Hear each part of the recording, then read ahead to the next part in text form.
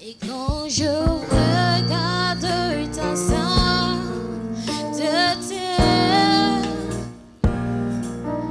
et quand je contemple ta bonté, les choses qui m'entourent ne valent plus rien pour moi.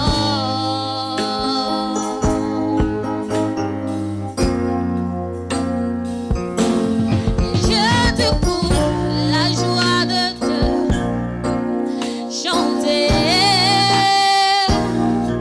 Je dépose ma vie à tes pieds.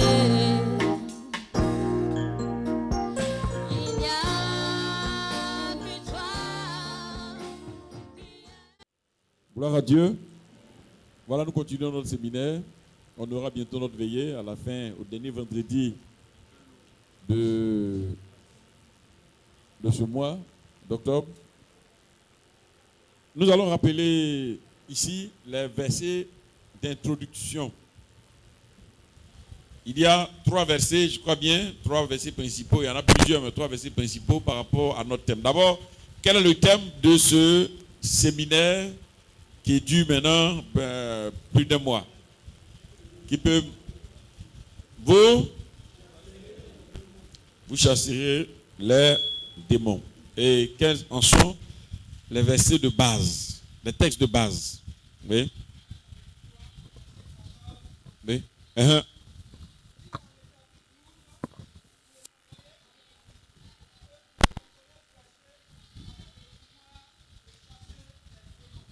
Très bien.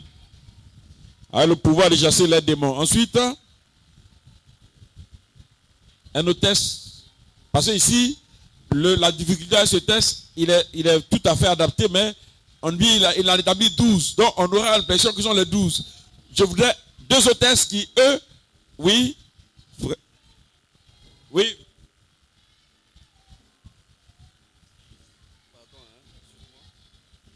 Puis ayant appelé ses 12 disciples, il leur donna le pouvoir de chasser les esprits impurs et de guérir toute maladie et toute infirmité. Très bien. Alors le verset?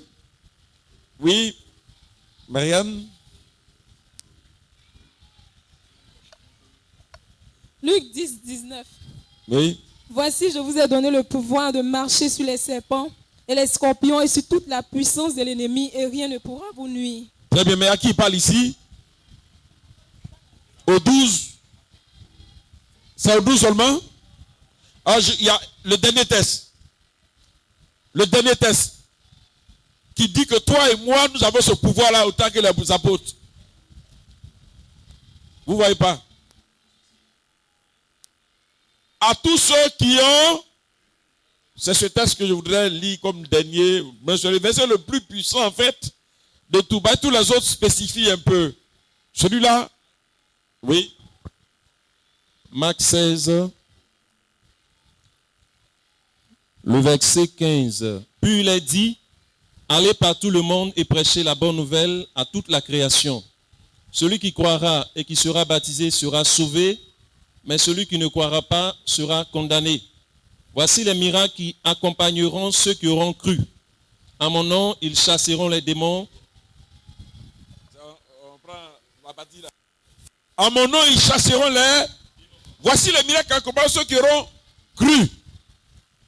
Et depuis le début de l'histoire, je vous dis que chasser un démon n'est pas un ministère. Ou du moins, ce n'est pas le ministère d'un spécialiste. Car il y a 5 ministères spécialisés, ou 4, selon qu'on entend apôtre, on entend plutôt docteur et pasteur, comme 2 ou 1. Il y a l'apôtre, il y a le prophète, il y a l'évangéliste, il y a le docteur, il y a le pasteur. Voici les 5 ministères qui sont spécialisés. Chasser les démons n'est pas un ministère spécialisé. C'est rattaché à tous les autres ministères. Et plus que ça, c'est rattaché à la foi. C'est rattaché à, si vous voulez, à notre position d'enfant de Dieu. Si tu as cru, ce ministère est ton ministère. Si tu as cru, ce pouvoir est ton pouvoir. Si tu as cru, cette puissance est pour toi. Amen. Et c'est ça que beaucoup ne croient pas. Dis à ton frère, tu as cru, donc tu as reçu le pouvoir de chasser les démons.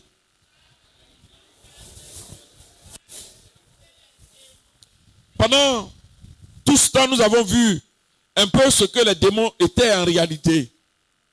À leur création, ce n'était pas des démons, c'était des anges. Et nous avons vu que une catégorie d'anges s'est rebellée, Satan s'est rebellé et il a tiré par sa suite une certaine catégorie d'anges ou plusieurs autres anges avec lesquels il a formé un groupe de rébellion contre Dieu. Lucifer, l'astre brillant, est devenu Satan, le diable. Et les anges élus qui l'ont suivi sont devenus les démons. Ce matin, nous allons entrer maintenant dans l'étude de certaines catégories de démons. Et la catégorie la plus connue des forces ténébreuses sur la terre, qui fait un peu l'unanimité, c'est-à-dire que dans toutes les grandes religions, on en parle, même si la méthode pour les chasser n'est pas la même méthode. Les religions révélées connaissent son existence. Quand on parle de religions révélées, on parle du christianisme, on parle d'abord du judaïsme, ensuite du christianisme et de l'islam. Voici trois religions qui ont le même père. Les juifs croient en un Dieu unique, les chrétiens croient en un Dieu unique, les musulmans croient en un Dieu unique. Sur ce rapport-là, les trois sont des religions monothéistes. Les trois sont des religions révélées qui disent qu'il y a un seul Dieu. Nous sommes donc sur ce rapport-là on pourrait dire, des religions sœurs dans ce sens. Je dis bien dans ce sens. Et toutes trois connaissent l'existence de cette puissance ténébreuse dont je vais parler aujourd'hui, l'esprit des eaux. Tous nos ancêtres ont connu l'esprit des eaux. Les Rosicruciens connaissent l'esprit des eaux. Les francs-maçons connaissent l'esprit des eaux. Les marabouts connaissent l'esprit des eaux.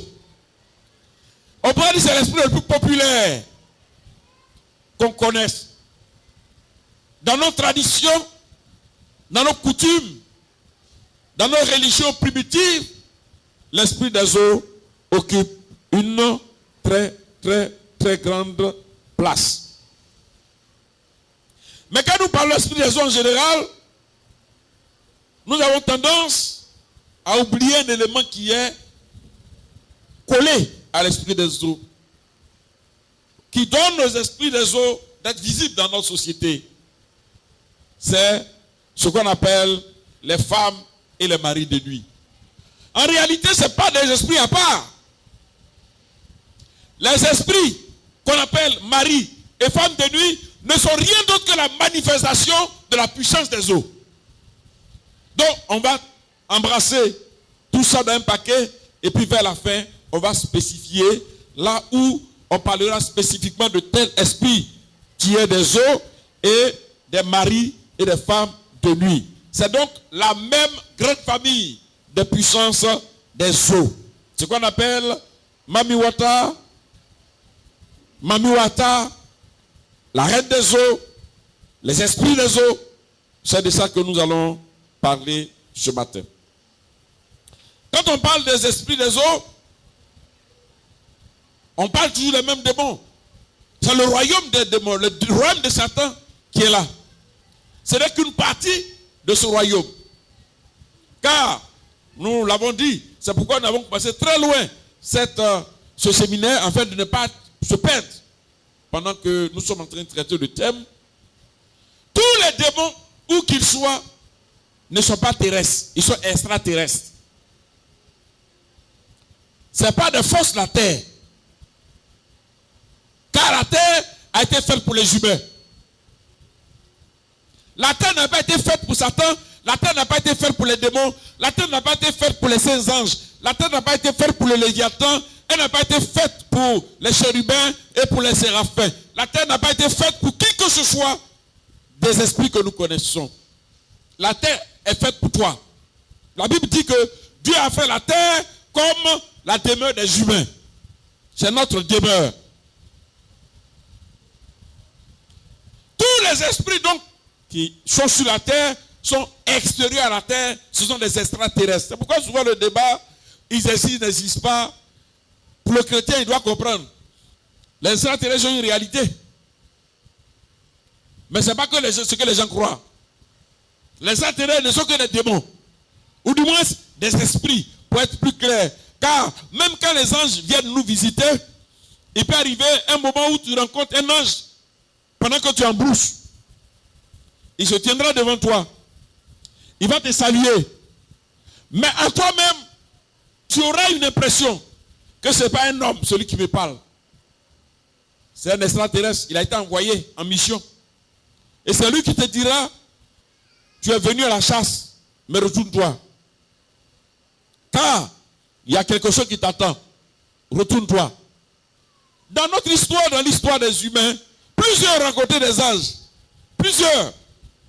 Même toi, tu en as rencontré, mais tu ne le sais pas. Nous les rencontrons très souvent comme des clés qui nous permettent d'ouvrir les yeux par rapport à une réalité qui nous attend, par rapport à une situation qui nous attend. Et les anges ne sont pas des créatures de la terre, ils sont extérieurs à la terre, sont des extraterrestres. Il y en a de bons, ce sont les saints anges, et il y en a de maudits, ce sont les démons. Donc, les eaux, depuis longtemps, lorsque Satan a été précipité, il a fait des eaux un lieu où il travaille. Il a fait de la forêt un lieu où il travaille. Il a fait de certains arbres de la forêt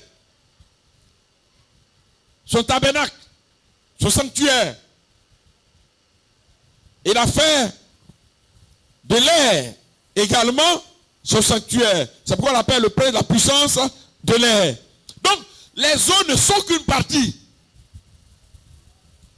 Et les démons qui habitent dans cette partie-là, ce sont ces démons-là qu'on appelle les esprits des eaux.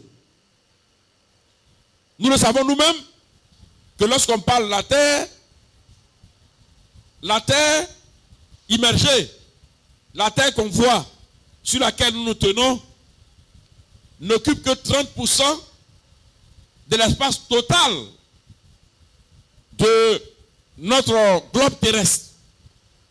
L'eau couvre tout le reste. Et les scientifiques disent que l'eau couvre 70% de la surface de notre planète. Et les 70% en question sont 70% de résidence des démons. Imaginez un peu. Ça veut dire que vous les hommes, nous n'avons que 30% sur le globe terrestre et ils ont 70%. Voilà pourquoi les esprits des eaux sont puissants. Ils sont partout. Parce que partout il y a des eaux. Ils sont dans la Comoé, ils sont dans le Cavali, ils sont dans le Nzi, ils sont dans... comment on appelle l'eau qui est chez vous là? Dans le Tanoé, c'est ça? Ou encore? Hein? Bandaman, j'ai dit. Côté Boué. Autant de lacs, autant de fleuves, autant de mers, autant d'océans, autant de rivières, autant de lacs, tout ce que tu veux, il y a une présence démoniaque qu'on appelle la résidence des puissances des eaux. Dieu n'a pas fait les eaux pour eux. Tout comme Dieu n'a pas fait ton corps pour eux. Dieu n'a pas fait les moutons pour que un esprit habite les moutons. Cependant, les forces ténébreuses, lorsqu'ils ont été projetés, ont choisi pour certains d'habiter, n'est-ce pas, ces coins-là. Les monstres marins, les puissances ténébreuses agissant avec force dans la mer sont connus de pratiquement tous les marins.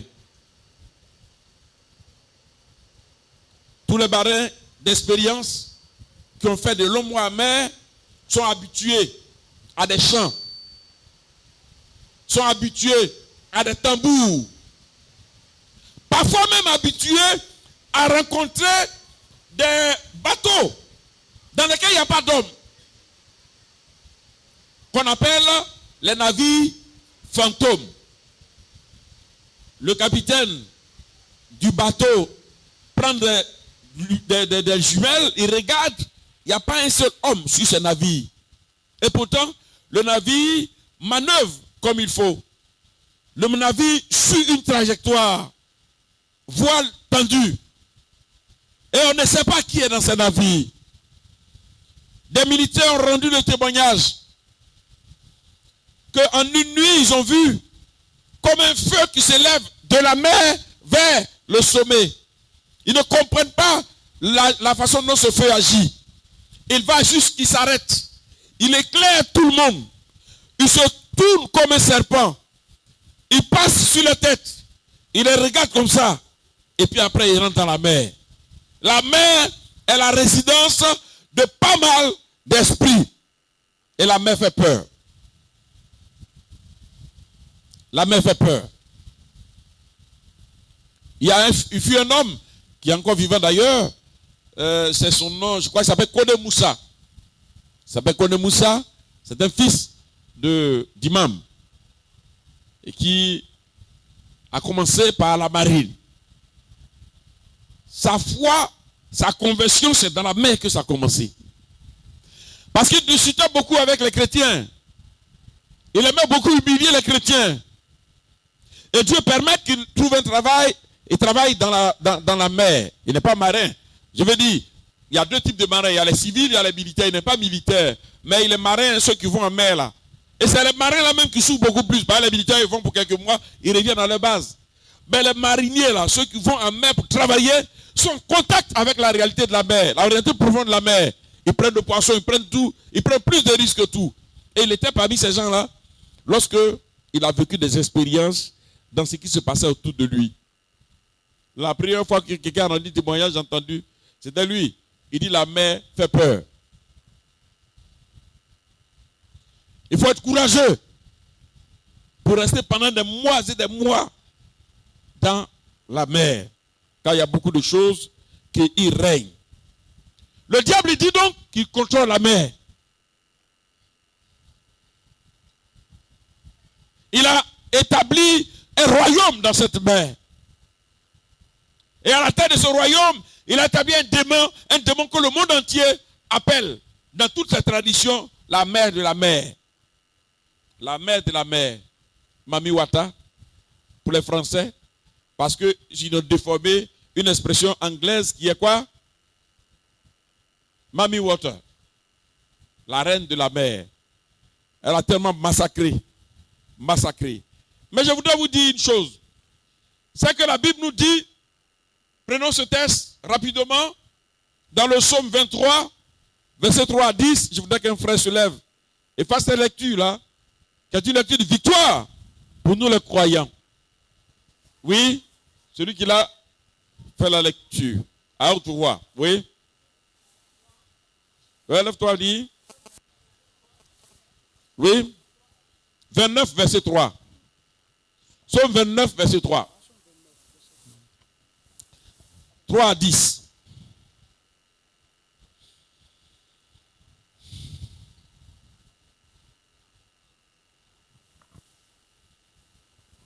Psaume 29, verset 3. La voix de l'Éternel retentit sur les eaux. Le Dieu de gloire fait gronder le tonnerre. L'Éternel est sur les grandes eaux. La voix de l'Éternel est puissante. La voix de l'Éternel est majestueuse. La voix de l'Éternel brise les cèdres. L'Éternel brise les cèdres du Liban. Il les fait bondir comme des veaux. Et le Liban et le Sirion comme de jeunes buffles. La voix de l'Éternel fait jaillir des flammes de feu. La voix de l'Éternel fait trembler le désert. L'Éternel fait trembler le désert de Kader. La voix de l'Éternel fait enfanter les biches. Elle dépouille les forêts. Dans son palais, tout s'écrie gloire. L'Éternel était sur son trône lors du déluge. L'Éternel sur son trône règne éternellement. Amen. Amen. Il était sur son trône lors du déluge. Les grosses eaux qui étaient sur la terre étaient sur les eaux. Et la Bible même va plus loin vous dire que lorsque la terre était informe et vide, l'Esprit de l'Éternel était au-dessus. Jamais, jamais Dieu n'a laissé Satan contrôler les eaux. Jamais. Il est présent là-dedans, il n'y a pas de doute. Les forces maléfiques les occupent, il n'y a pas de doute. Mais la Bible affirme ici que Dieu a le contrôle de la mer. Et c'est pourquoi le Psalmiste dit, quand je fuis, je vais là-haut, là, tu es là-bas. Quand je veux me cacher dans les profondeurs des eaux, là aussi même, c'est là même tu es. Dieu est dans les eaux. Satan veut nous faire croire qu'il contrôle la mer, qu'il contrôle tous les océans, qu'il contrôle tous les lacs, les marigots, qu'il contrôle les pluies. Mais Dieu dit, toutes ces choses-là lui appartiennent et Satan ne peut pas faire ce qu'il veut. Deuxième texte, Apocalypse chapitre 4, le verset 6 encore. Apocalypse 4, verset 6.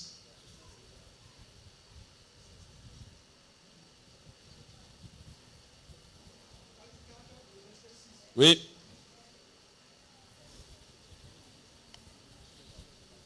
Il y a encore devant le trône comme une mer de verre, semblable à du cristal.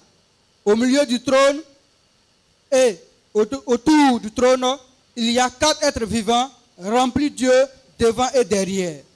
Amen. Au milieu du trône, il y a Au milieu du trône, il y a comme une mer de verre, semblable à du cristal. Très bien. Oui, une mer de verre. Dieu fait de la mer là ce qu'il veut. Un objet d'art. Quelque chose d'impressionnant. Quelque chose de beau. Quelque chose d'agréable. Il fait ce qu'il veut de la mer par celui qui a créé la mer. Satan ne peut pas régner impudemment sur la mer. Bien sûr, pour celui qui n'a pas Dieu en lui, la mer fait peur. La dernière fois, je vous rendais le témoignage de ce que Fraternité Martin nous a conté. Il y avait un marabout qui allait au bord de la mer faire des pratiques mystiques avec, je crois, 3 personnes. Si je ne me trompe pas. Hein. Et c'est marabout. Ça, c'est marabout. Toi-même, tu sais. Celui qui n'a pas Dieu qui fait ça, c'est un marabout. C'est la même chose. Et pendant qu'il faisait ces pratiques, la mer s'est énervée. Et les vagues sont venues tomber sur lui et sur les acolytes. Partis avec. La mer parle. Et les mystiques entendent sa voix. Moi, je me rappelle, j'étais encore petit. Avant, nous habitions à Gambé, au quartier Liberté. Quand je suis né à Gambé, moi-même, c'est là-bas que j'ai grandi, tout petit, avant de venir au village SOS à Bobo, ici. Mais mon père, par contre, était à Port-Boué d'abord. Et c'est à Port-Boué que mes grands frères, ma grande soeur est née. Parce que mon grand frère est né ailleurs. Et mon père disait que là où se trouve le phare actuel, vous connaissez le phare de Port-Boué? Il y a eu un premier phare. Je ne sais pas si papa te souvient. Il n'existe plus. La mer là envahit. Là où vous trouvez actuellement le bord de la mer là, le bord de la mer était en réalité à près de 5 km à l'intérieur de la mer. Et il disait comme ça qu'une nuit, la mer a effrayé tout le quartier. Parce que la mer a parlé. Ils ont entendu le rugissement de la mer, la colère de la mer. Et pratiquement, c'est comme si la mer leur disait que la place qu'ils utilisaient, ils n'auraient quitté là. Les scientifiques n'avaient pas encore vu ça. Mais la mer avait déjà dit aux gens quitter. Ah, ceux qui voient clair ont compris très tôt. Et je crois que c'est suite à ça que mon père a quitté le quartier. Parce qu'il disait que la nuit devenait terrible. La nuit faisait peur. Ils entendaient des voix. Ils entendaient des bruits. Ils entendaient un certain nombre de choses. Et quand effectivement ils sont partis, ça n'a pas duré, la mer a commencé à avancer. Le domaine des mystiques, le domaine de la mort. Mais une chose est certaine, Dieu contrôle la mer. Sinon le combat d'aujourd'hui n'aurait pas lieu. Nous ne sommes pas de ceux qui disent, on va aller demander pardon à la mer. Allez demander au marabout, au féticheur. C'est eux qui vont demander pardon. Nous sommes de ceux qui disent, Yeshua t'a vaincu. J'avais une maman qui aimait dire, en baoulé, Jésus croit, c'est ça, hein? Et ça énervait beaucoup un monsieur que je connaissais bien. Quand le monsieur est fâché, il parle, ouais, Jésus croit. Le monsieur dit, tu dis quoi? Elle dit, Jésus croit. Moi-même, ça m'énervait un peu aussi. Ça veut dire, il t'a vaincu. Amen. Il a vaincu la mer. Il a vaincu les esprits qui sont dans la mer. Alors, comment se manifeste cet esprit qu'on trouve partout? Dans les eaux. En Inde. Dans les eaux. En Côte d'Ivoire. Dans les eaux. Au Bénin. J'étais au Bénin pour un séminaire d'enseignement sur la délivrance. Et en face du temple de Figueroa, il y avait le quartier des vaudous. Ils avaient le drapeau blanc, noir, je ne sais pas, trop de drapeaux. Et quand je suis arrivé, j'ai dormi seulement un jour. Et le lendemain, le pasteur a demandé, il dit, il faut que tu commences. Le pasteur principal de Figueroa, un homme de Dieu vraiment béni, qui est en même temps professeur à l'université de Cotonou. Il est professeur titulaire de chaire à l'université de Cotonou. Et cet homme de Dieu a une très grande expérience dans la délivrance. Quand il m'a invité, j'ai un peu hésité. Ne faisant plus partie de la communauté sœur où j'étais pasteur, je lui ai signifié que je ne peux pas parce que j'ai quitté la communauté pour des raisons. Il dit, mais je connais ces raisons. Nous tous, on nous a dit ça ici. Donc, viens frère, il faut laisser ça. Tu es toujours pour moi un pasteur de cette communauté et c'est en tant que tel que je t'ai invité. Un peu apeuré. Qu'il ait choisi, non pas un des pasteurs de sa région, mais qu'il ait voulu que ce soit moi. Il dit, par la prière, il est convaincu. Donc, on est parti. Le premier jour, j'ai vu tous les vaudous là, les gars là, qui sont là-bas. Pendant que nous, on faisait le culte ici, eux, ils faisaient le truc là-bas. On a fait ça pendant 3 jours. Après, on monte, après, ils commencent pour eux. Et puis, le 3e jour, si je ne m'abuse, nous étions en train de prêcher sur la puissance des eaux et la fausse puissance que ce démon communique. L'église de Figueroa a un matos qui est comme le matos qu'on met au stade de Frère Boilly. Voyez, non?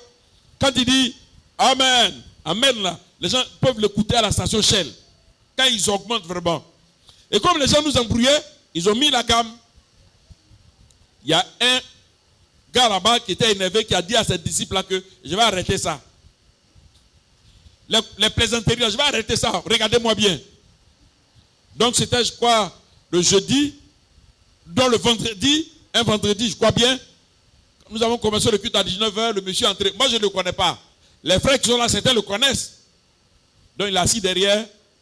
Quand nous prêchons, lui aussi, il serre sa ceinture. Quand nous prêchons, il fait. Personnellement, je n'ai rien senti. Mets ta confiance en Dieu. Il faut laisser les simagrées des gens là. Laisse les Satan s'embrouiller. Il dit, quand il m'attaquait, je faisais ça, je n'ai rien fait. Parce que je ne savais même pas qu'il m'attaquait. Je suis aveugle de ce côté-là. Dieu soit béni. Mais à qui il a affaire là, il va savoir. À un moment, j'ai dit, frère, il me presse que nous entrions dans la prière. Nous allons nous lever et prier. Lorsqu'on a commandé le feu, quelqu'un a sauté. Oui! On a commandé le feu. Il a soulevé le banc. Les gens ont fui. Il a soulevé le banc. Et le banc, comme ça, il allait tomber. Maintenant, il traînait comme un lézard, un serpent. Cela dit, tu as vu? Tu croyais que tu étais quelqu'un. Mais te voilà ramper comme un lézard devant le trône. Il y a une sœur qui est là-bas, qui est venu. Pasteur, c'est vaudou là. C'est vaudou là. C'est vaudou là. Et le pasteur dit, et puis quoi? C'est qu'il est venu chercher ici là. Il va voir. Groupe de délivrance, laissez-le. Comme l'Esprit de Dieu me poussait, laissez celui-là. Laissez-le. Il a traîné dans toutes les rangées. Il faut que tu traînes partout. Il a traîné à gauche, traîné à droite, traîné. Jusqu'à il souffre comme wow.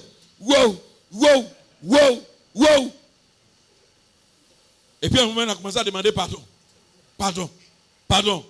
Et c'est là le pasteur a dit, demandez-lui. Donc on lui demande enfant, quel est ton nom? Il a dit son nom.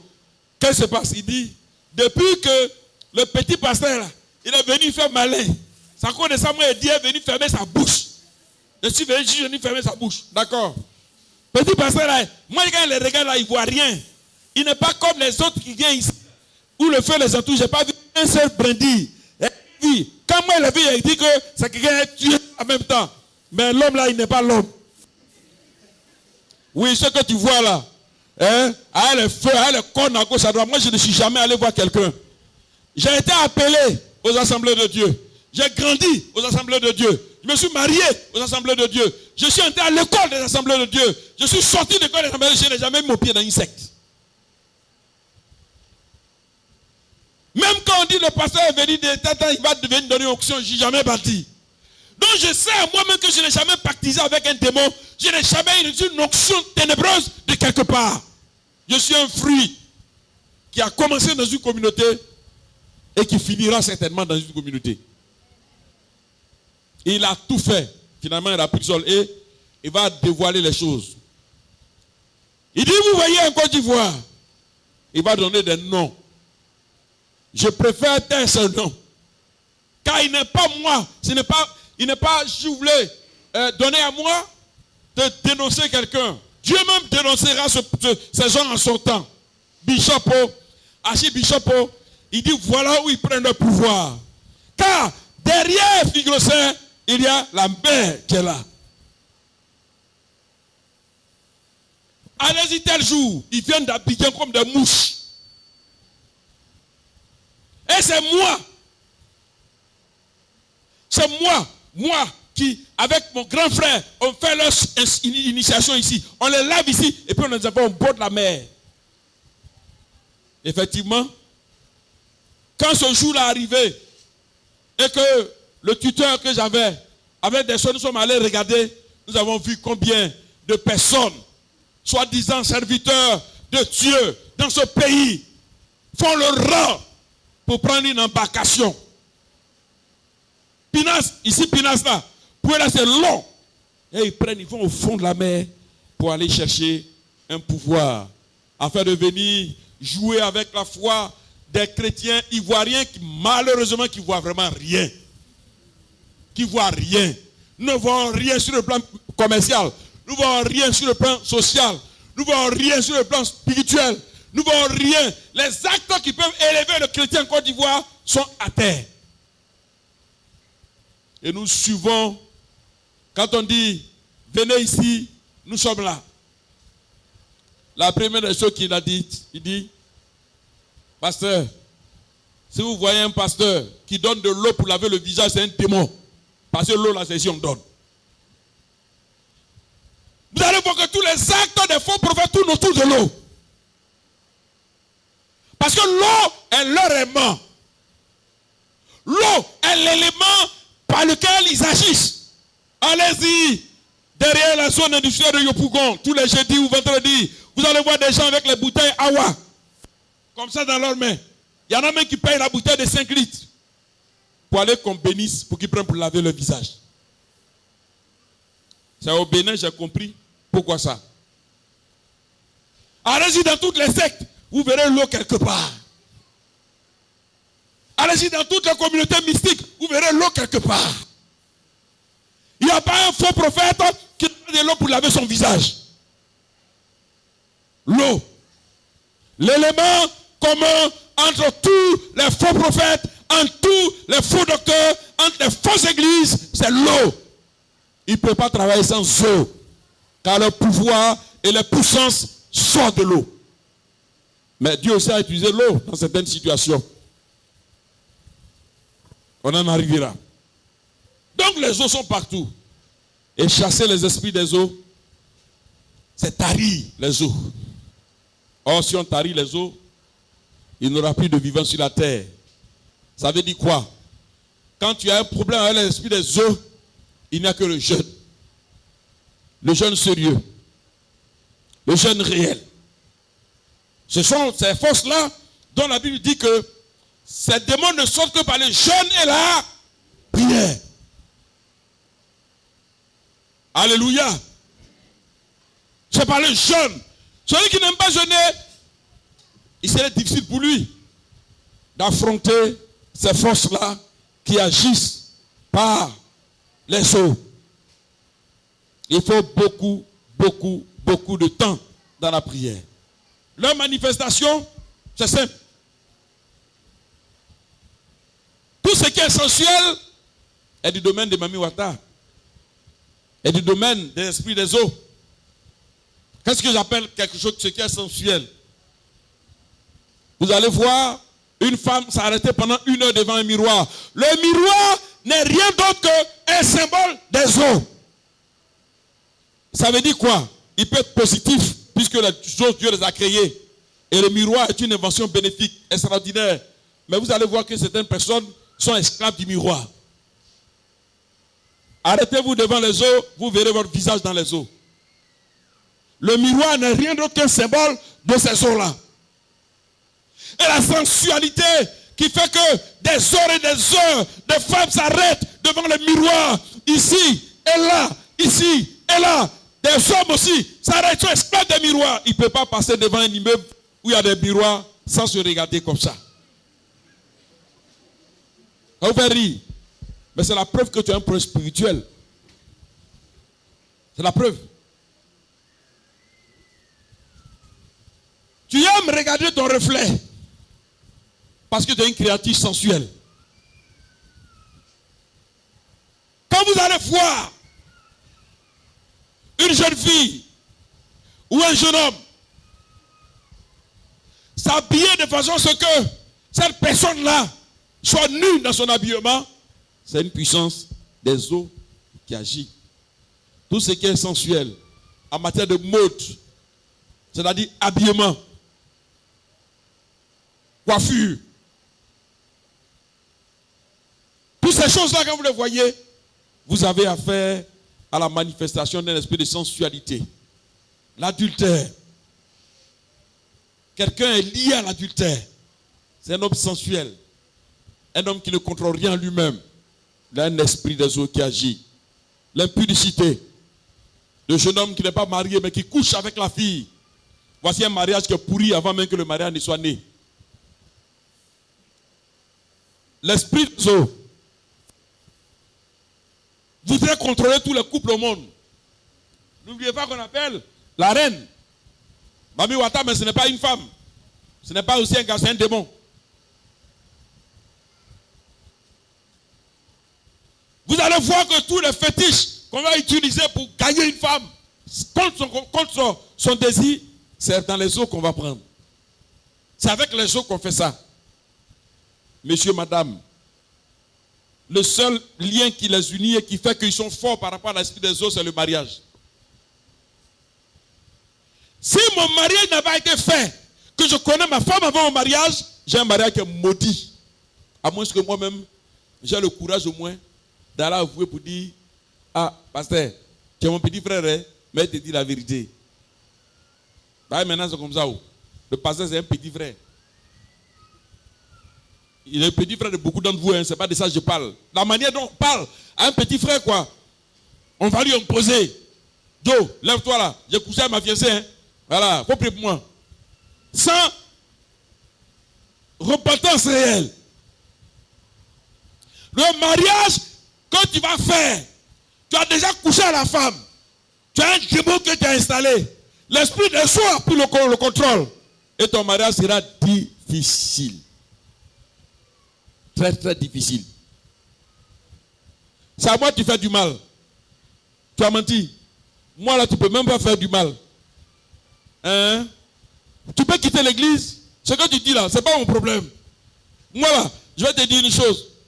je crois en Dieu. Donc ta présence dans l'église, ça ne me fait ni chaud ni froid. Ça ne me dit absolument rien. Mais j'aimerais tant que tu te repentes, mon cher frère. J'aimerais tant que tu puisses te repentir, mon fils. Que tu puisses dire la vérité. Et que tu sois heureux demain. Combien de personnes aujourd'hui, dans leur foyer, sont malheureux? Parce que simplement, ils n'ont pas compris que le secret pour que la sirène des eaux n'entre pas dans un foyer, c'est de ne pas être séduit par la sirène. Je sais pas si tu comprends mon langage. Quand le visage de cette femme, qui est beau, un beau visage, t'attire, et que quelqu'un d'autre ne peut pas te dire arrête, sache que ce n'est plus la femme que tu es en train de convoiter. Mais la sirène veut ses premiers rapports, afin de marquer ton foyer à vie. Lorsque cette femme, par son sourire, te fait trembler, sache que tu n'es pas devant une femme, mais tu es devant un serpent, dont le nom est sirène des eaux, un démon des eaux. Et quand tu as le premier rapport avec cette femme, comprends que ton mariage est scellé. Trompe le pasteur. Oh, il y a tellement de trompeurs ici. Non, pasteur, non, il n'y a rien. Quand le pasteur vous dit, ça va, votre fiançailles va bien. Non, mais quand même, j'ai un serviteur de Dieu. Je crois en Dieu. Ma femme craint Dieu. Et le jour du mariage, je vais mentir pour toi. Mais le mensonge d'un homme de Dieu est une malédiction contre toi, cher ami. Oh, regardez ce bien-aimé frère. Regardez cette soeur. Ils sont bénis. Ils craignent Dieu. Ce sont des hommes extraordinaires. Alors que tes amis ont fait pour eux, les amis sous discipline ici. Quand on a mis sous discipline, vraiment les gens vivent mal. Hein? Mais j'aime mieux ceux qu'on a mis sous discipline car ils ont posé un acte chrétien en disant la vérité. Je ne dis pas sous discipline parce qu'elle a pris grossesse. Pas sous discipline de grossesse, c'est pas sous discipline, on a vu. Tout le monde voit que d'enceinte. Mais qui ont touché. J'ai dit, il y a un cas. De ce cas, quand j'étais à côté d'Didier, qui m'a marqué. C'est un frère qui est un peu bizarre. Il aime beaucoup jouer. Mais ce frère a commis un acte d'impudicité. En pleine nuit, il est venu me voir. Les larmes aux yeux. La femme n'était pas enceinte. Hein. Il venait de coucher avec elle. Il n'a pas pu dormir. Il est venu. Il a tapé à la porte. C'est qui? Il dit, tiens, c'est moi. C'est gentil, hein? Ce n'est pas autre chose, ce n'est pas de la familiarité. C'est une façon de t'aimer chez nous. Voilà. Attends, c'est moi, je veux te voir. D'accord, je suis sorti. Il dit, attends, pardon, viens. Si tu veux, il faut me chasser de l'église demain. Qu'est-ce qu'il y a, frère? Il dit, attends, ce que j'ai voulu faire, je n'ai pas voulu faire dans ma vie jusqu'à m'arriver au. Il dit, tu as fait quoi? Il dit, c'est la veuve de mon frère là. Elle est venue me rendre visite. La femme là s'est couchée à la maison. Vraiment, on est tombé. La manière dont le frère est, les larmes qu'il a sur le visage du frère, qui peut mettre un homme sous discipline? Qui? Il a besoin de consolation plutôt que d'être discipliné. Je vais dire de la manière dont on sait. Et j'ai pris la tête de mon frère sur mes épaules. Ses larmes ont mouillé mon habit. Ah tiens, prends courage. Je sais que c'est arrivé. Ah tiens, pardon, prends courage. Il a pleuré pendant près d'une heure. J'ai gâté ma vie chrétienne ou j'ai gâté ma vie chrétienne. Mon témoignage chrétien est bafouillé. Est-ce que Dieu va me parler? Dieu t'a pardonné. Et le dimanche matin, le premier à être à l'église, il attendait que je le fasse monter à la chair. Et que je dis, à partir d'aujourd'hui, ce frère il est sous discipline. C'est ce qu'il attendait. Mais au lieu de cela, j'ai appelé les anciens, les diacres, les responsables de l'église. Et je leur ai expliqué. Tout le monde passe, on met sous discipline, il a mal fait. Mais, oui, je sais, il est sous discipline. Mais je n'ai pas besoin de le brandir. Parce que la lourde responsabilité déjà qui est sur ses épaules là, c'est trop lourd, il a besoin même qu'on enlève un peu de cette responsabilité. Son témoignage est bafoué, sa vie entière, alors que c'est quelqu'un que vous connaissez tous ici, comme un homme qui craint Dieu. Je dis, ah là c'est vrai, l'homme là il craint Dieu, sincèrement. Je bénis Dieu parce que ce frère s'est marié après. Ce frère a un foyer béni après. Et j'ai des nouvelles de lui qui viennent. Je suis heureux, content pour ce frère. Il a su vaincre. On dira, ouais, lui il allait, il a parlé. Et toi tu n'as pas parlé. Et tu t'entends d'aller. Tu vas vivre dans un enfer. Avec cette femme avec qui déjà tu vis. Mais tu blagues les gens pour aller payer d'autres. Pourquoi? Tu la connais déjà. Prends-la chez toi. Barrez, c'est pourquoi? Tu as déjà connu ta chose. C'est pourquoi ceux qui sont en concubinage, courez pour régulariser votre situation. Et ceux qui ont chuté, courez pour venir me voir. Car je préfère vous mettre sous discipline que demain, devant votre foyer, avec des currous, avec des injures, avec des n'importe quoi, le mépris. Vous allez voir que l'esprit des eaux va vous amener à mépriser votre femme, à la détester, à la haïr, et même à dire qu'elle sent. Femme qui est à côté de toi, tu la regardes en face, tu dis, tu m'emmerdes, chienne. Si tu n'es pas un chien, toi, tu ne peux pas marier une chienne. Ça va de soi. Femme que tu as mariée, tu chiffres ça pas, chérie, ou pas. Tu n'as même pas un peu de conscience en toi. Elle est ta femme. Tu couches avec elle. Elle te fait des enfants. Tu la frappes comme si c'est un animal. Et tu veux être béni. De quelle bénédiction tu parles? Le plus grand des prophètes ne peut que te maudire en te bénissant. Qu'à chaque fois qu'il disait que tu sois béni, Dieu transforme ça en une malédiction sur ta vie. Si dans ton foyer, ta femme n'est pas heureuse, tu as maudit. Il ne faut pas croire que tu as des millions, donc ça va. C'est pas vrai. Moi, l'indicateur de ma journée, c'est le visage de ma femme. Quand elle me dit, ça ne va pas, qu'est-ce qui ne va pas, elle me dit, ça ne va pas, je cherche comment faire. J'ai prié pour elle, mais qu'est-ce que je peux faire? Dans la journée même, je ne dors pas. Ma tête est... J'ai dit, la nuit, je dors, mais la journée, je suis constamment dans l'aide, quoi. Qu'est-ce qu'il faut faire? Qu'est-ce qui ne va pas? Et je ne suis pas quelqu'un qui demande toujours, ça va pas, non, non. Mais je la regarde de mes yeux quand elle marche. Seigneur, qu'est-ce qui ne va pas? Parce que elle est la température de ma vie, dans ce sens-là. Si elle est heureuse, elle est épanouie, je suis heureux, épanoui. Je sais que je vais vaincre dans tous mes combats. Je vais vaincre dans tous mes batailles. Ça ne veut pas dire qu'il n'y a pas de problème entre nous. Mais le problème qu'on a même alimente notre amour. Les palabres qu'on a même alimentent notre amour. Ça nous permet de bien nous connaître. On est heureux dans notre couple. On n'a pas de l'argent, on n'a pas de milliards. Mais on est heureux. Quand je suis dehors, je pense à ma femme. C'est pourquoi jamais, quand je viens du travail, je vais me promener. Je descends là où la bénédiction est. Et la bénédiction, c'est ma femme. Quand elle me bénit, ça marche. Quand elle pense à moi, ça marche. Quand je pense à elle, ça marche. Quand elle va, elle vient. Et toi, hypocrite, dont la femme est le sparring partner, les muscles que tu as là, tu peux aller te battre avec tes camarades dehors. C'est ta femme, tu te bats jusqu'à te dire, moi, quand je me bats, on ne m'attrape pas. Tu as boxé la foi des gens. Et puis après, tu as dit, Seigneur, je te demande pardon. Est-ce que c'est le Seigneur qui t'a boxé? Est-ce que c'est le Seigneur qui t'a boxé? Tu peux le boxer. Tu as boxé la femme que tu as. Elle est là. Va lui demander pardon. Et puis enterre cette vie, car la sirène des eaux a pris ta vie. La violence envers les femmes est un signe qu'on a un esprit des eaux qui nous fatigue.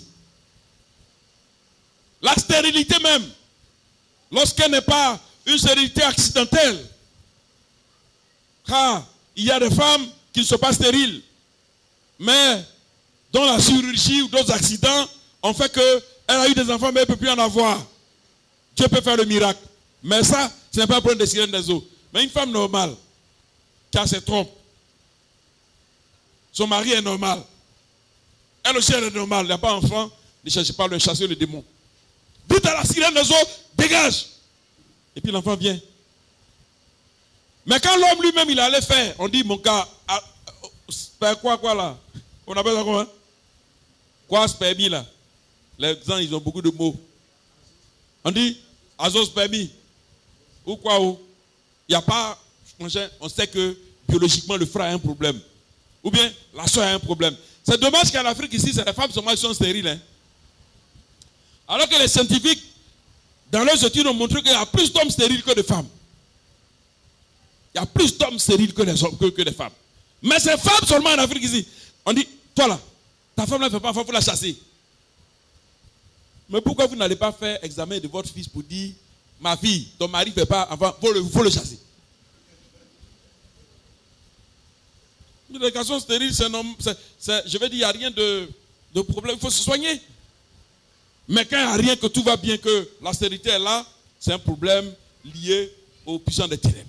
Même les règles douloureuses, nous avons vu des cas comme ça, où la femme a des règles qui ne finissent pas. On a même eu une de nos filles, mon épouse et moi, qui a vécu avec nous pendant des années. Quand elle avait des règles douloureuses ici, je vous assure, frère, on a l'impression qu'elle va mourir. Et c'est avec le temps que j'ai compris que c'est un esprit. J'ai compris que c'est un esprit. Et elle-même, dans ses actions, dans ses réactions, dans l'abandon de parole, on a compris que c'est un esprit. Là, la puissance des eaux qui agit. Les apparitions bizarres qu'on a. La prostitution, c'est la plus grande manifestation des eaux. Parce que Mami Wata, elle-même, dans ce cas-là, comme définition, c'est la mère des prostituées. C'est la mère des impudiques. C'est la mère des adultères. C'est la mère des violeurs. La puissance des eaux est un esprit sensuel. Et vous allez voir dans la Bible que là où il y a la prostitution, là se trouve la malédiction. Et là, cette malédiction coule comme des mers, des eaux qui abondent. Il y a beaucoup de textes que je voudrais prendre, mais je voudrais que nous puissions prendre un seul. 1 Roi 12, verset 32. Bien-aimé lecteur, vas-y vite pour nous aider à avancer. 1 Roi 12, 32. Permettez qu'on avance un peu. Amen. Parce que nous approchons de la veillée, je voulais aller vraiment un peu loin. On va de l'autre côté, voilà. Oui. 1 Roi 12, verset 32. Il établit une fête au 8e mois, le 15e jour du mois, comme la fête qui se célébrait en Juda, et il offrit des sacrifices sur l'autel. Voici ce qu'il fit à Bethel, afin que l'on sacrifiât au veau qu'il avait fait. Il plaça à Bethel les prêtres des hauts lieux qu'il avait élevés. Très bien. Satan, ces démons, établit des divinités. Et un peu partout, même en Côte d'Ivoire ici, il y a des temples érigés à l'honneur de cette divinité qu'on appelle la sirène des eaux. Tout ce qui est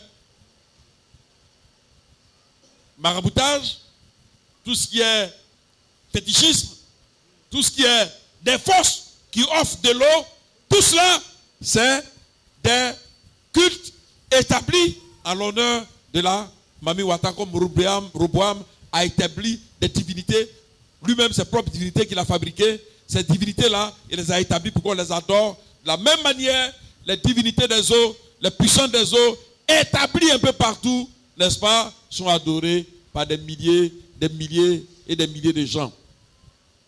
Partout, il y a de l'eau bénite. Il n'y a pas eau bénite. Toutes les eaux sont maudites. Je répète. Il n'y a aucune eau bénite.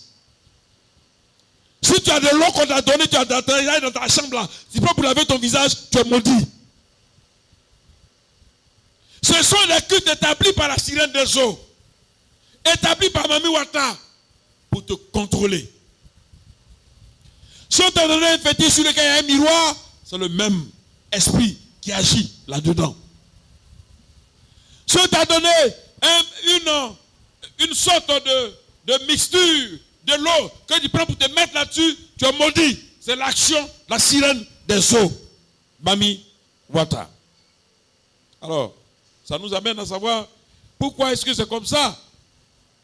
Comment ces démons-là pénètrent dans la vie des humains. Comment ils prennent le contrôle des humains. Comment nos enfants se prostituent alors que nous sommes chrétiens. Comment nos enfants vivent mal alors que nous proclamons Yeshua, Hamashiach. Comment ils entrent? Le premier... Très bien, j'arrête. Nous verrons ça à un autre cadre parce que si je commence, je ne vais pas arrêter. Il est 11h. Beaucoup bien, vous voulez qu'on pousse à midi? On pousse à midi? Très bien. Nous sommes dans un camp spécial, donc permettez que je prenne de votre temps. Je ne veux pas vous mettre mal à l'aise. J'aimerais que vous puissiez assimiler.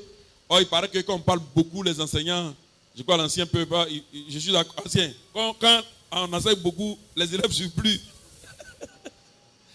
Bon, levons-nous, on chante un coup et puis on continue.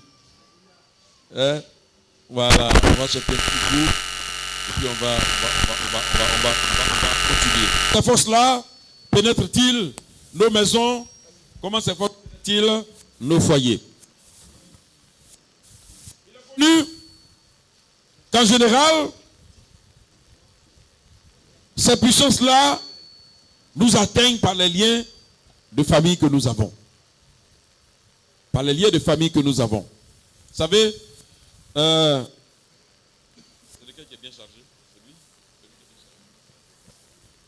Donc, nous avons des liens de famille. Le lien de sang. À la base, lorsque un patriarche a fait un pacte, lorsque il a décidé d'introduire dans sa maison ou dans sa famille un fétiche, il voit le fétiche lui-même, mais il ne voit pas ce qui est derrière le fétiche.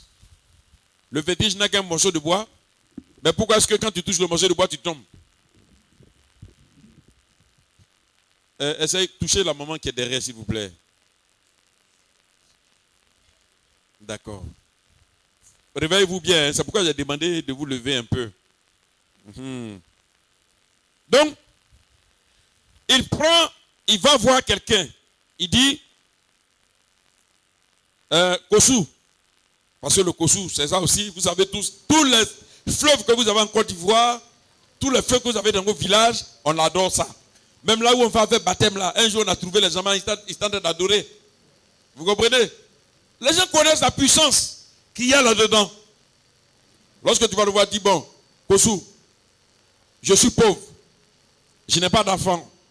Ou bien j'ai des enfants, mais mes enfants ne peuvent pas évoluer parce que ça ne va pas, je veux que tu me donnes ta puissance. Toi-même, tu ne vas pas voir directement Kossou. Parce que tu ne connais pas. Il y a les prêtres, comme l'autre l'a établi, il y a un prêtre de Kossou. C'est lui. Et on dit dans certaines ethnies, c'est lui qui est le prêtre de Kossou là qui est là. Et lui va se mettre entre le fleuve et toi. Dis bon, la femme l'a dit qu'elle n'a pas d'enfant. Le monsieur l'a dit, il n'a pas de travail. Hein? Et il dit bon, envoie un cabri. Envoie un cabri. Tu envoies le cabri. Il ne te demande rien.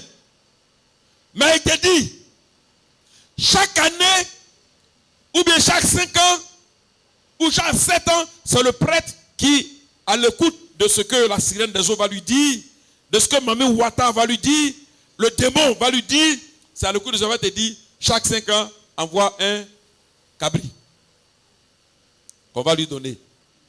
Est-ce que la mère ou bien Kossou a bouche pour manger? Et pourtant, dans le cabri que le père a donné, il a donné son premier fils, il a donné son deuxième, son troisième, son quatrième, jusqu'à la fin.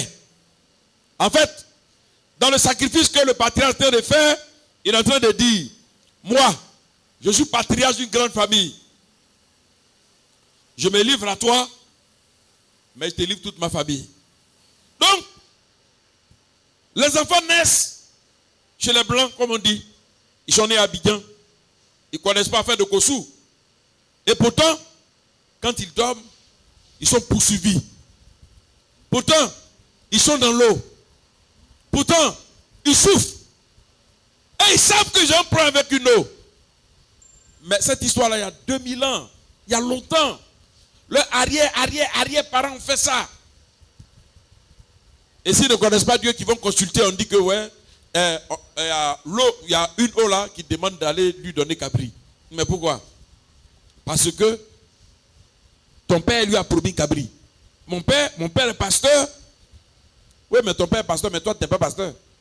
Toi, tu n'es même pas chrétien. Tu suis ton père pour aller à l'église, mais tu n'es pas chrétien. En fait, tant que tous les membres de cette famille n'ont pas connu la main de Dieu dans leur vie, à n'importe quel âge que naîtra un enfant païen, son Dieu sera Kossou. Je ne sais pas si vous me comprenez. Ou bien je vais expliquer. l'alliance que moi, en tant que père, je vais faire avec cette eau-là, ne me concerne pas moi seulement. Par mon alliance, je lui dis que mes enfants là, et tous ceux que j'aurai dans ma lignée, ils sont pour toi. Si l'un d'entre eux connaît le Seigneur, il sort du cadre de cette domination-là. Mais ça ne veut pas dire que la domination n'est plus là. Et c'est malheureusement ce qu'on croit. On croit que nous, chrétiens, ce que nous avons comme pouvoir, c'est aussi ce que la grande sœur qui n'est pas chrétienne a comme pouvoir. On va au funérailles. On va arriver tout à l'heure. Rasez-vous. J'ai dit, moi je ne me rase pas. Le féticheur lui-même vient dire, lui là, vraiment, le site, tu ne te rases pas, ça ne fait rien. Pour payer 200. Je ne paye rien. Si je paye, c'est comme si j'acceptais. Et puis ma cousine à côté, ou bien ma petite soeur à côté, dit, ouais, le grand frère dit, se rase pas, moi je ne me rase pas. Pardon, il faut lui dire, rase-toi.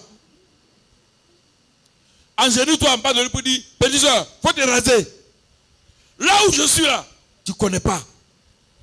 Tu n'es pas là-bas. Moi là, ils ne peuvent rien contre moi, mais toi, ils vont te broyer en 2 minutes. Tant que il y aura dans ta lignée des païens, le Dieu des païens s'appellera Kosu. Parce que toi, ton aïeul allait adorer Kosu. On a le lien idolâtrique de la famille. On prend un enfant qui est né. Et puis on va dire, Kosu, merci. Parce que j'étais stérile, je suis venu te voir et tu m'as donné un enfant. Je vais te consacrer l'enfant. L'enfant même s'appelle Kofi. Il s'appelle Kosu Kofi. Kosu Kwang. Kosu Lago. Kofu Tsregi.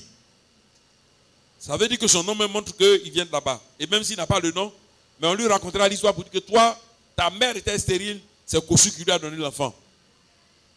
Et puis l'enfant plus tard se convertit avec son nom. Et puis l'enfant fait délivrance. C'est bon. La fille, elle est convertie. Elle a son enfant. L'enfant est né de cette femme-là. Et puis à un moment, l'enfant commence à s'amuser. La petite se met dans des pantalons sexy, plaqués. Elle sort, sa mère n'est même pas capable de lui dire, enlève-moi ça. Parce que ça la botte. Tu ne sais pas le feu qui était sur toi et puis tu as enlevé. Et puis la fille commence à se prostituer. Ta maman est chrétienne et puis tu te prostitues. Tu n'as pas compris qui t'a donné l'enfant. C'est Dieu qui t'a donné l'enfant. Mais toi-même là, tu sais de qui tu es sorti. Tu es marqué par Kosu et Dieu t'a démarqué. Ça veut dire que tous ceux qui vont sortir de ton ventre jusqu'à 10e, 20e génération, ou ils se cachent en Yeshua, ou bien ils sont pour Kosu. C'est un exemple. Ces liens ne peuvent être des liens sur lesquels tu as la victoire que si tu te caches en Dieu. Et nous tous, nos familles ont des alliances mystiques. Nos familles appartiennent à des démons. Il n'y a pas une famille sur terre qui n'a pas fait alliance avec les démons. Même quand vous regardez l'histoire d'Israël. Le père d'Abraham, là, il s'appelait comment? Il s'appelait? Il était quoi? Un adorateur d'idole. C'est Adam seul. Tu n'as pas eu à adorer idole. Donc, les liens familiaux peuvent être des portes. Mais aussi, la nourriture spirituelle. Tu dors, on vient te donner du riz. On vient te donner, tu bois l'eau dans le sommeil jusqu'à, tu lèves le matin, ton ventre est gros comme ça, tu as envie de pisser. Je bu beaucoup et je ne comprends pas. Toi, tes amis vont boire l'eau de pompe. Toi, c'est dans le rêve, tu bois. Tu manges seulement. Toujours, on te donne cocotier dans le rêve. Tu te laves tes doigts quand tu te dis, j'ai mangé. Hein. On dirait vrai même. C'est vrai. c'est de la nourriture polluée. C'est un chemin pour t'initier. Tu peux ne pas avoir eu un parent qui a forcément posé un acte d'idolâtrie. Mais par ce chemin, tu peux aussi entrer. Les cadeaux. Les cadeaux qu'on nous offre. Vous savez, nous on est chrétiens. Quand tu m'offres un cadeau, je le reçois. Et puis je dis, Seigneur, merci pour le cadeau que tu m'as offert. À travers mon bien-aimé. C'est bon. Mais, quand on te remet un cadeau, il y a toujours une intention derrière le cadeau. Soit c'est l'amour qui pousse quelqu'un à te bénir. C'est une intention. Béni, il n'y a pas de problème. Soit, derrière aussi, il y a quelque chose qu'on attend. Lorsque tu travailles dans un endroit, que tu as un poste où tu donnes des marchés, il n'y a jamais de cadeaux. Ah, le vieux vient, hein, son gros boubou. Hé, chef patron, c'est nous qui louons les maisons. Nous louons la maison même du monsieur, pourtant il nous appelle patron, on dit oui. Qui est patron de qui? Lui qui a un boubou, et puis il sort 2 millions, et puis il dit patron, je te donne ça. Et puis tu prends. On dit quoi? Les présents font quoi? Ferme les yeux. Si demain il a fait des bêtises que tu veux mettre la main sur lui, souviens-toi de tes 2 millions qu'il t'a donné. Et c'est comme ça que mystiquement on travaille. Les cadeaux de jeunes filles, les cadeaux de jeune homme à une jeune fille ne sont pas des cadeaux à prendre.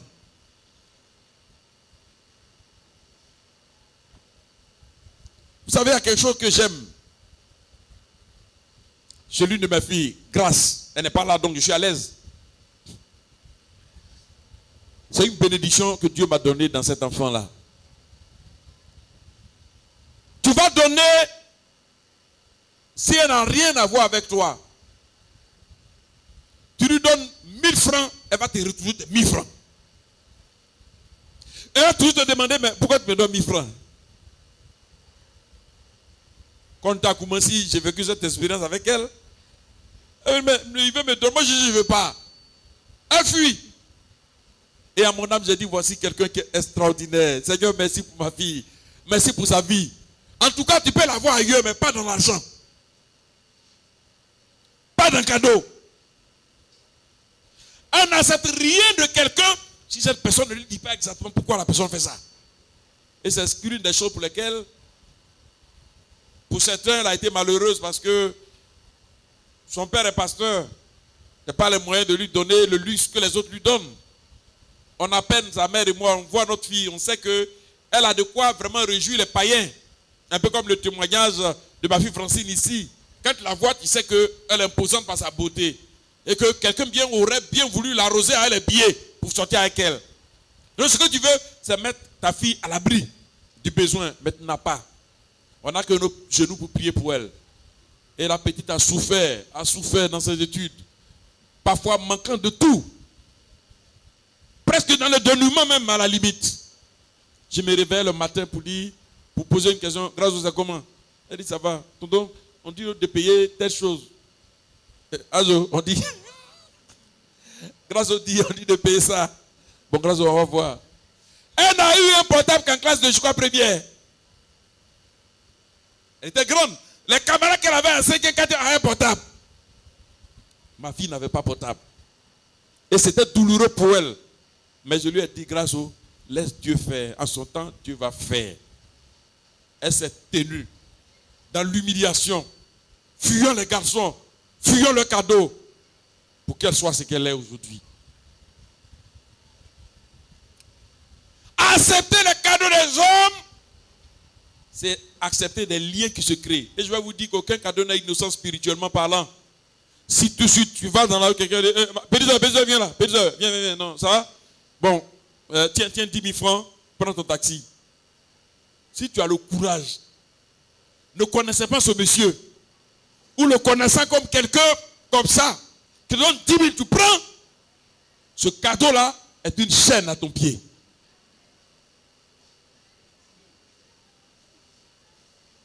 Je ne sais pas si tu comprends ce que je dis. Les cadeaux sont les moyens les plus puissants d'initiation qui existe également sur la terre. Tiens un parfum, c'est pour toi. Le parfum est un moyen d'initiation. Pourquoi je vais prendre ton parfum? Je vais vous dire, jeunes hommes, vous qui êtes là, n'offrez jamais un parfum à une fille qui n'est pas votre fiancée. N'offrez jamais un parfum à une fille qui n'est rien pour vous. Pourquoi? Pourquoi lui offrir ça? Pourquoi?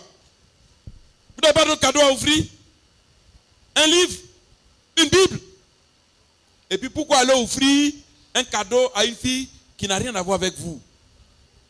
Pourquoi? Jeune fille, si quelqu'un aime vous offrir des frères, alors refusez. Jusqu'à ce que cette personne-là vous avoue que je faisais ça parce qu'il t'aimait. Et je veux que tu sois ma fiancée. Même quand il dit je veux que tu sois ma fiancée, les cadeaux n'ont pas de place. Car les fiançailles, c'est pour prier. Mais tu m'as déjà offert les cadeaux. Le jour où tu viens te présenter, j'ai quel choix? Dites-moi. Je ne suis pas marié à toi. Tu m'as donné une voiture. Le jour où tu dis je vais te marier, est-ce que je peux dire non? Si vous voulez vivre une vie normale demain, apprenez à vous séparer de ces choses qui sont des pièges et sachez que personne ne vous dominera si vous n'avez rien accepté de cette personne, homme comme femme. L'autre moyen, c'est le port des uniformes et des habits rituels. On dit, oh, mais ça fait quoi? J'ai perdu quelqu'un. Tu sais, un noir là, c'est pour qu'on sache. Ah bon? La couleur noire va ressusciter la personne. Les cheveux que tu vas raser, à qui tu donnes les cheveux? Quand tu vas au funérail, les cheveux que tu rases, à qui tu donnes? Tu ne poses pas de questions. C'est au bord que tu donnes ces cheveux-là.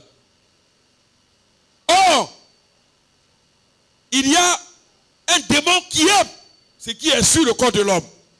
Les poils, les ongles, les cheveux, et tout ça. La sirène des eaux. Ici, quand elle est venue du funérail là, elle porte mèche seulement. Personne ne comprend pourquoi elle porte mèche seulement. Quand on appelle perruque, c'est perruque que tu portes.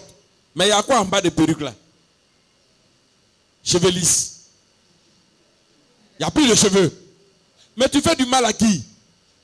Une fois que tu arrives en place de funérailles, tu n'es plus chrétienne. C'est toi-même qui danses même dans des jeunes filles là. À Gagnon, j'ai mis beaucoup sous discipline. Jusqu'à mon nom était gâté même. Parce que je vais au funérailles aussi. On dit à un frère qui est mort à Nyamagnoa. D'accord, ok. Funérailles c'est quand? On dit c'est demain, d'accord. J'ai moto, pourquoi? Et puis, là-bas, là, c'est pas comme ici. Souvent, celui qui est mort à Nyamagnoa là, il n'est pas un frère en Christ, mais c'est un frère dans la chair, c'est mon ami. Donc quand il est mort là, j'ai eu la nouvelle aussi. Donc je vais aller au funérailles. Il dit, ah, pasteur n'a pas venu ici. Est-ce que pasteur Nyamagnoa ici, c'est pas un frère en Christ, il ne va pas venir. Il t'envoie même, c'est la soeur en Christ, même diaconesse, même qui est devant les filles, les jeunes filles du village même, en train de... Attends, j'ai dit où? C'est pas Bernadette qui est là. Il dit, c'est elle. C'est elle-même. Et c'est elle-même qui est en train de poursuivre la veuve pour la boxer. Dimanche, on vient à l'église, elle est assise là, convertie comme ça va permis. C'est Nyamagnoa là-bas. C'est pas toi qui étais devant les filles qui dansaient pour faire le tour du village là. Eh, parce que tu m'as vu. Bon, tu es sous discipline. Faut pas aller prendre des démons qui vont venir infecter l'église. Les rites funéraires sont le moyen que la puissance des eaux aime le plus pour entrer dans une famille. Les trucs qu'on met au cou. Mais il faut porter pour venir à l'église. Pourquoi tu laisses à la maison? Ça bijou aussi. Hein, donc tu sais que ce n'est pas bon. Ce sont des voies, des moyens par lesquels ces esprits-là passent. Pendant la dot, je ne sais pas les chrétiens comment on va enseigner jusqu'à et puis ils vont comprendre. La dot là, c'est pas un truc, c'est un mariage traditionnel simple. Nos parents au village là, ils vont à 5 heures. Il faut retourner au village un peu. On quitte Godé Lilier parfois à 5 heures, on dit pasteur, on va aller dans le village voisin pour faire dot demain. Mes amis viennent. On prend moto à 6 heures par là. Quand on arrive là-bas, on dit, ah, c'est à Dodounia là-bas, voilà les parents de Dodounia. Voilà aussi nous, les parents spirituels, les parents, nous sommes venus accompagner les parents même du marié. On fait, en 10 minutes, on a fini d'autres, on est retourné à côté de l'idée. On ne met pas bâche pour faire d'autres. On va où là? On va nous épuiser d'abord dans des amusements inutiles.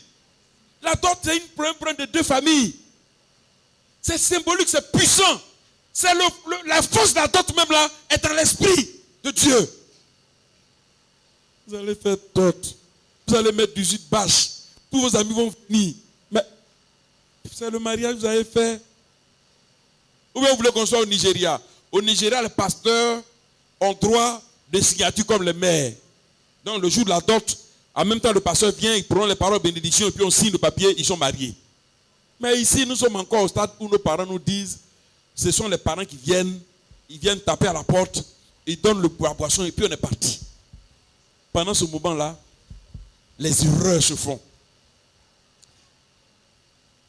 La vieille qui est morte il y a 100 ans, le chapeau qu'elle a porté, ou le vieux, le chapeau qu'il a porté, avec les bijoux là, on va ressusciter ça pour mettre sur la jeune fille. La voilà, canne en main, en or. Voilà les bijoux en or. Voilà, pagne en or. On dit non, ça c'est pour notre famille. Ah, je crois que tu étais entré dans la famille de Dieu. Je ne savais pas que tu étais encore dans ces affaires-là. Et puis quand tu finis, ton foyer est enrhumé. Et tout le monde touche là-dedans. Il vient d'où? Mais il était dans le pain. C'est pas compliqué. Il est dans les bijoux. Dites-moi, pourquoi est-ce que quand on vole l'or d'une famille, celui qui a volé, il meurt? Pourquoi? Vous avez vu une fois quelqu'un qui a volé l'or d'une famille et puis il a vécu? Non, il n'a pas vu ça. Dites-moi pourquoi. C'est des bijoux. C'est envoûté. Il y a des démons là-dedans. Tu as volé, tu meurs. Il n'y a même pas de décision. Moi, j'étais à Bokanda. C'est à Bokanda, j'ai fait une partie de mon école primaire. Et là-bas, il y a un quartier qu'on appelle Bledi.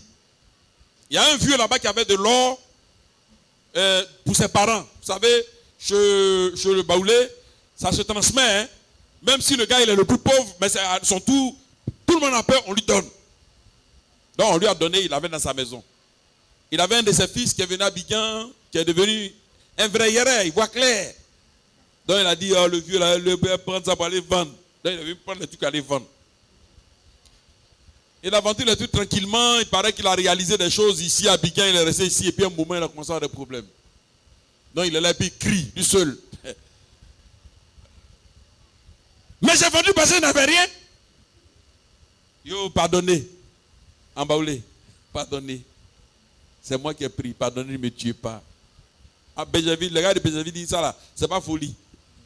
Folie que nous on soigne ici là, c'est pas ça là. Envoyez au village. Il sait ce qu'il a pris, amené au village. Et comme le vieux il a pleuré, les trucs du village là sont perdus, il a pleuré jusqu'à. Il s'est réveillé, non, il attendait. Quand le vieux dit, tu as pris pour aller où? Il dit, il a vendu à un blanc. Selon ce qu'on a dit, je ne suis pas témoin, comme on dit ça, physique.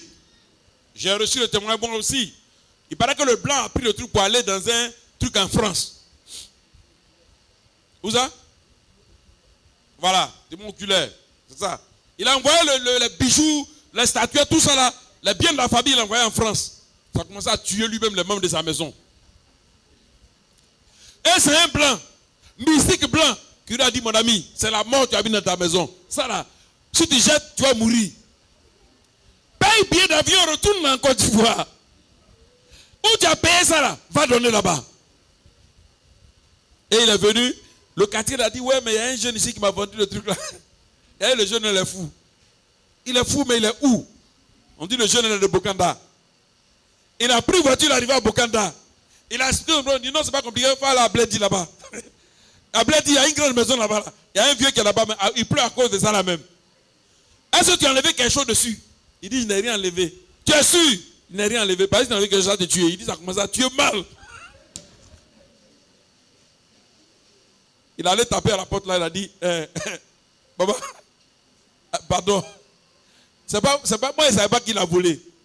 Voilà ça. On dit, dépose ça là. Mais le gars, il est mort quand même. Pas le blanc, hein, le voleur là, il est mort quand même. Et il est mal mort. Il est mort, ses enfants sont morts, sa femme est morte. Tous ceux qui ont bouffé l'argent, ils sont tous morts. Pourquoi? Ce ne sont que des bijoux. Tu n'as pas peur en tant que chrétienne aller prendre des objets possédés comme ça, mettre sur toi alors de la dot. Pour dire, tous les démons de mes ancêtres là, possédez-moi. Parce qu'aujourd'hui, je vais me marier. Donc, possédez-moi pour que je sois fort dans mon mariage. On prend des photos avec joie. Avec tout. Moi, j'ai la peine. C'est pourquoi des choses que je ne dis pas. Hein. Quand finalement, je quitte. Parce que je ne peux pas vous enseigner puis perdre mon temps encore à venir parler à vos oreilles. Je n'ai pas ce temps-là. Vous voulez être comme les païens, soyez comme les païens. Moi, j'ai fait mon travail devant Dieu. Je vous ai averti. Et demain, le foyer va mal. On se pose des questions. Mais le jour de la dot, tu as honoré qui? Tu as honoré les esprits de tes parents. Mais que les esprits de tes parents soient avec toi. Les bijoux, les habits traditionnels, qui ne sont pas forcément diaboliques. Mais quand c'est des choses qu'on a gardées pour les parents et des parents et des parents, ce n'est pas une bonne chose. Il y a aussi, comme voie d'accès à l'esprit des eaux, la vie sexuelle, comme je vous ai dit tout à l'heure. Et je reviens dessus. Pourquoi Dieu a interdit certaines choses? Vous croyez que ça vous punit? Quand Dieu dit qu'il ne faut pas que tu sois impudique, il dit, moi je suis puissant, c'est les impuissants, j'ai essayé. C'est contre toi-même que tu es en train d'agir. L'impudicité est un boulevard pour les démons. Tu veux être heureux? Il ne faut pas chercher copine. Non. C'est bon, hein? C'est doux, hein? Pas de souci. Mais c'est amer à la fin. Tout péché que l'on commette est hors de son corps. Mais celui qui pêche par l'impudicité pêche qui? Contre son. Ça veut dire qu'il n'y a plus d'obstacle. N'importe qui peut te maudire, ça rentre. Un impudique n'a aucune protection. C'est le malin, il fait c'est tout. Sinon, il est fragile. Et puis tu es impudique, tu viens me blaguer. Moi, je ne suis qu'un griot de Dieu. Je ne suis qu'un serviteur de Yahweh. Tu peux me blaguer.